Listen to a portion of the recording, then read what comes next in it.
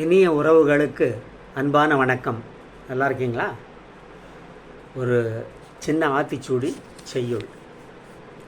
வித்தை விரும்பு, வித்தை விரும்பு, அதாவது கல்வி என்னும் நற்பொருளை எப்பொழுதும் விரும்பு, விரும்பி கற்றுக்கொள். அனைத்து கலைகளையும் விரும்பி கற்றுக்கொள்ள வேண்டும் அப்படின்னு ஔவையார் நமக்கு சொல்கிறாங்க. ஓகே, இப்போது ஆன்மீகத்தில் சிவனுடைய கோயில்கள், சிவத்தலங்களை நாம் பார்த்துட்டு வரும்போது அட்ட வீரத்தலங்கள், அட்ட வீரட்டான தலங்கள் அப்படின்னு அடிக்கடி கேள்விப்படுறோம். அது என்னன்னு பார்த்தா, சிவபெருமான் தன்னுடைய வீர பராக்கிரமங்களை கொண்டு அசுரர்களை அழித்த தலங்கள் 8. அந்த 8க்கும் அட்ட வீரட்டான தலங்கள் அப்படின்னு பேர். அதில் இன்றைக்கி ஒரு தலத்தை பற்றி, ஒரு கோயிலை பற்றி நம்ம பார்க்கலாமா? ஓகே,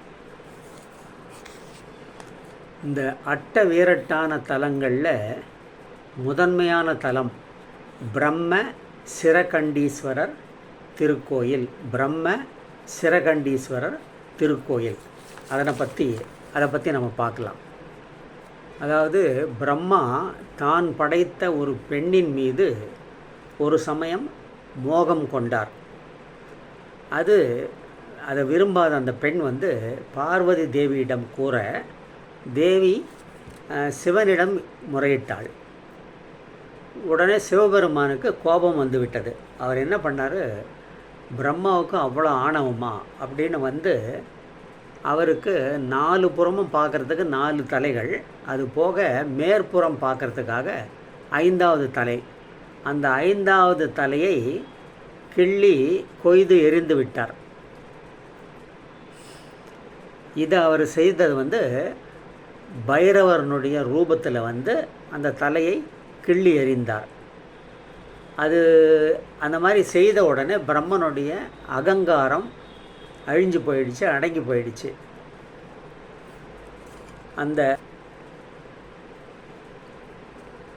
இந்த தலத்துக்கு என்னைக்கு வந்தாரோ அந்த நேரத்தில் அந்த கையில் ஒட்டியிருந்த கபாலம் விலகிடுச்சு. அவருக்கு அந்த விமோச்சனமும் கிடைச்சது. இதுபோல் பிரம்ம கபாலத்தை கையில் ஏந்தியதால் தான் சிவனுக்கு கபாலீஸ்வரர் என்ற பெயரும் ஏற்பட்டது அப்படின்னு நம்ம தெரிஞ்சுக்கிறோம். ஓகே, இந்த சிரகண்டீஸ்வரர் கோயில் காவிரியினுடைய தென்கரை தலங்கள் 127 தலம் இருக்குது, 127. அந்த 127 தலத்தில் இது 12வது தலம். இது எங்கே இருக்குது அப்படின்னா, தஞ்சையிலிருந்து திருவையாறு செல்லும் வழியில், தஞ்சையிலிருந்து 10வது கிலோமீட்டரில் இந்த கோயில் அமைந்துள்ளது. இந்த தலத்து சிவனை சூரியன் பூஜை செய்கிறான். எப்போ அப்படின்னா, மாசி மாதத்தில் 13, 14, 15 தேதிகளில் மாலை 5:45 முதல் 6:15 வரை சூரியனுடைய கிரணங்கள் லிங்கத்தின் மீது விழுந்து அவரை வணங்குகின்றன.